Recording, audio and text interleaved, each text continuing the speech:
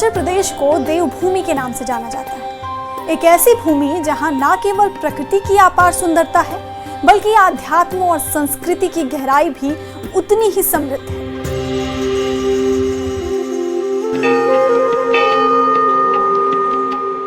हिमालय की गोद में बसा ये राज्य न केवल भारत के धार्मिक मान्यताओं का केंद्र रहा है, बल्कि यहाँ की हर घाटी, हर मंदिर और हर परंपरा अपने भीतर सैकड़ों वर्षों की कहानी समेटे हुए हैं।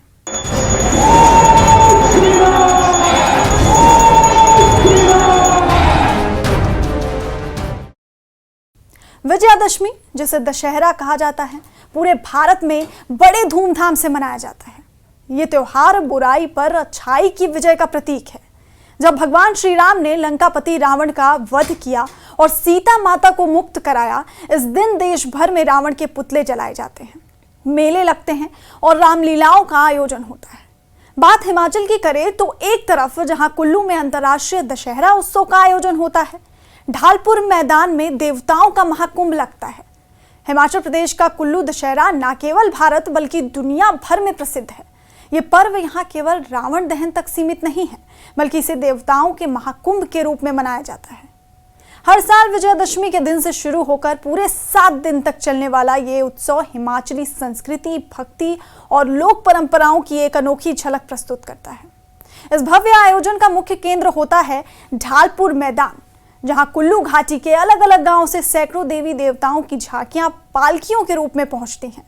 जो अभी भगवान जी के रघुनाथ मंदिर में सुबह से देवताओं का आना जाना, बल्कि ये तो पिछले कल से लगा हुआ है। जैसे कि भगवान भोलेनाथ, शिव महादेव, बिजली महादेव जी हैं, वो पिछले कल ही भगवान जी के पास आते हैं, भगवान जी से मेल मिलाप करके यहाँ बाहर विराजमान होते हैं, जिसमें भगवान शिव जी को जो है भोलेनाथ जी को भगवान जी का वस्त्र दिया जाता है भाग्य के रूप में।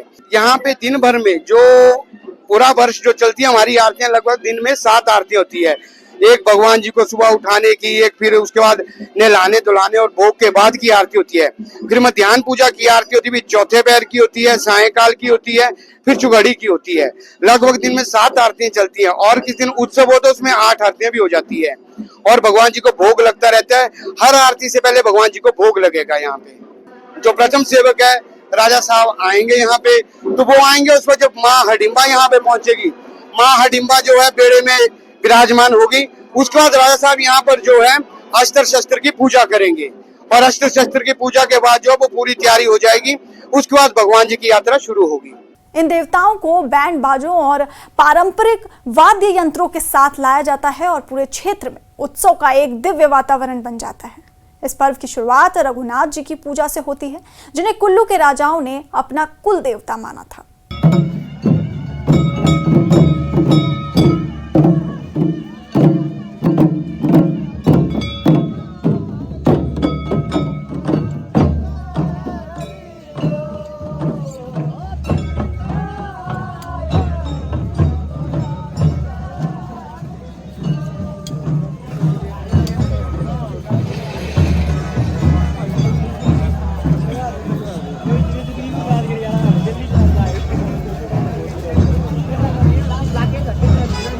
पर हिमाचल प्रदेश में एक ऐसा स्थान भी है जहां ये परंपरा पूरी तरह से उलट है। वहां दशहरा मनाया ही नहीं जाता। ये स्थान है बैजनाथ, जो कांगड़ा जिले में स्थित है और भगवान शिव के प्राचीन मंदिर के लिए प्रसिद्ध है। यहाँ की मान्यता, परंपरा और आस्था भारत की मुख्य धारा की सोच से बिल्कुल अलग है, लेकिन उतनी ही गहरी और भावनात्मक भी है। बैजनाथ में ये विश्वास किया जाता है, ये मान्यता है कि यही वो स्थान है जहां रावण ने भगवान शिव की आराधना करते हुए कठोर तपस्या की थी।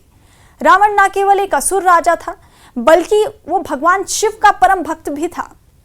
मान्यता है कि रावण ने यहीं पर अपने शीश की आहुति देकर भगवान शिव को प्रसन्न किया और उन्हें शिव जी से वरदान प्राप्त हुआ।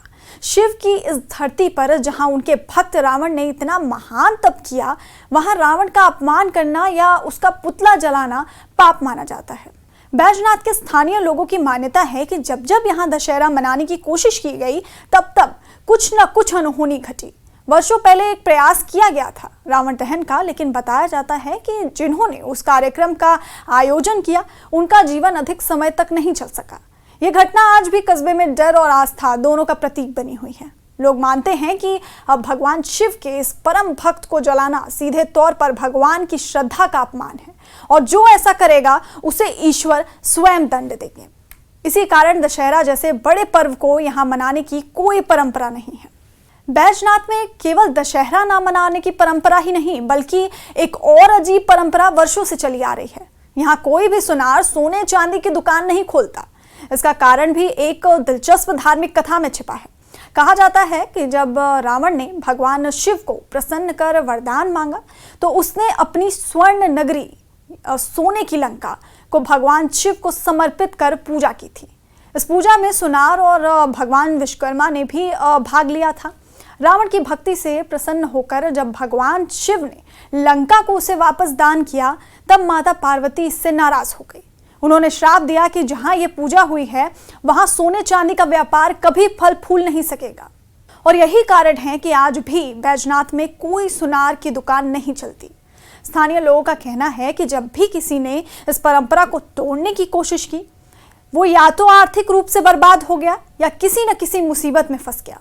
आज भी बैजनाथ के निवासी गहने आदि खरीदने के लिए पास के अन्य शहरों या बाजारों का रुख करते हैं, लेकिन अपने कस्बे में ऐसी दुकानें खोलने से परहेज करते हैं।